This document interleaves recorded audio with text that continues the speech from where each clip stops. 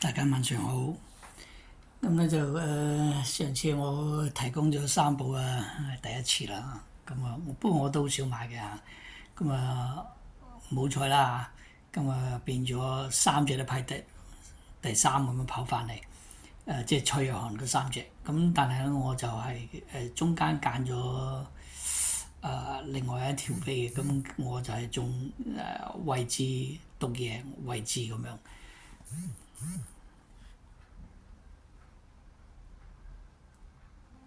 呢條就係我條飛啦，316咁啊。第二關咧就有1同埋4、11啦。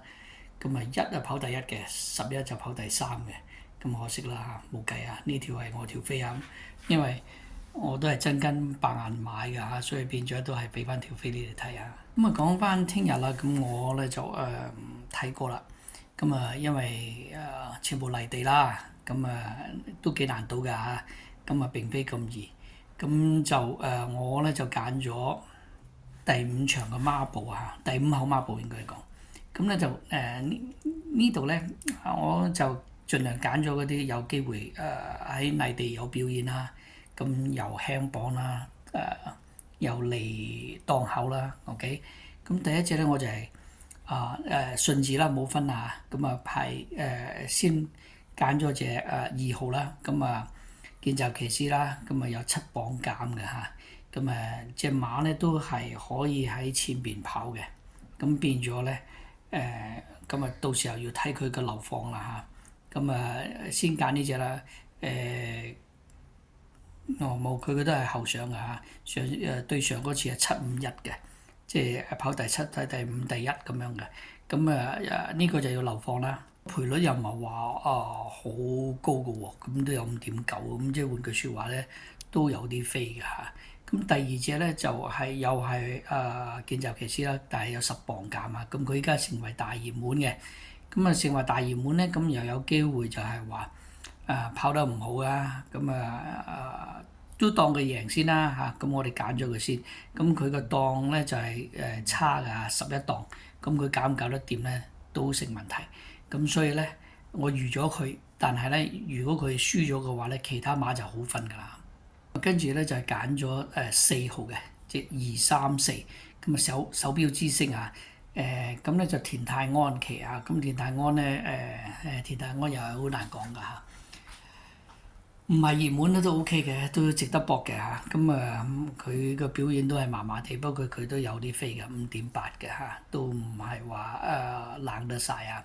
咁我揀呢隻啦，咁仲有一隻嘅，咁呢隻馬咧就係7號嘅陽光寶貝啦，咁就稍為最冷㗎啦，喺呢度咧就有成11倍嘅嚇，咁如果呢隻爆得到出嚟嘅話咧嚇，咁後邊如果過到關嘅話咧，就絕對好分嘅。第6場嘅話咧，依家大熱門咧就係天使名區嘅。咁我都幾中意，不過咧我就揀咗隻比較冷啲嘅嚇，就年年有福。咁呢隻馬咧，咁咧就係泥地都得㗎嚇。咁佢上次都係跑第二㗎，咁佢依家有賠率嘅，咁有成8倍㗎嚇。咁所以咧，如果係呢隻跑出嚟，再搭上去上面嗰隻7號嘅話咧，咁呢口馬寶就絕對好分嚇。咁而且係超賠率嘅。咁當然啦。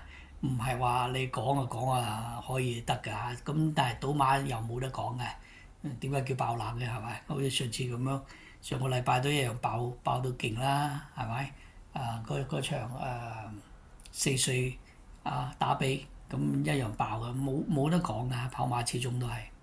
咁咧就如果你係第6場咧，如果你真係唔中意隻年年有福咧，其實都可以揀翻個天使名區㗎。咁我咧就可能會係會一注就係天使名區啦。咁呢度咧就希望即係5號年年有福爆啦。咁但係如果佢爆唔到咧，我就可以補翻本㗎。咁所以咧，我可能被買天使名區射上去，咁我可能會係如果當10蚊計啦，咁買10蚊啦。咁變咗咧都係40蚊買。咁為咗咁但係咧，如果年年有福跑得贏嘅話咧，咁佢就好分嘅，咁我或者會買呢個30蚊咁樣，咁就當如果佢係輸咗，咁30蚊就係82蚊係咪？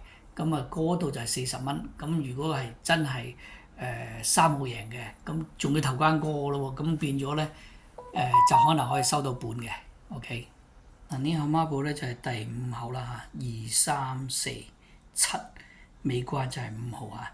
But tomorrow I pick up race 5 and number 2, number 3, number 4, number 7 and race 6 will be number 5。咁再睇一睇啦，即係3號咧，如果你中意嘅你可以報㗎嚇。OK，拜拜，Good luck for everybody。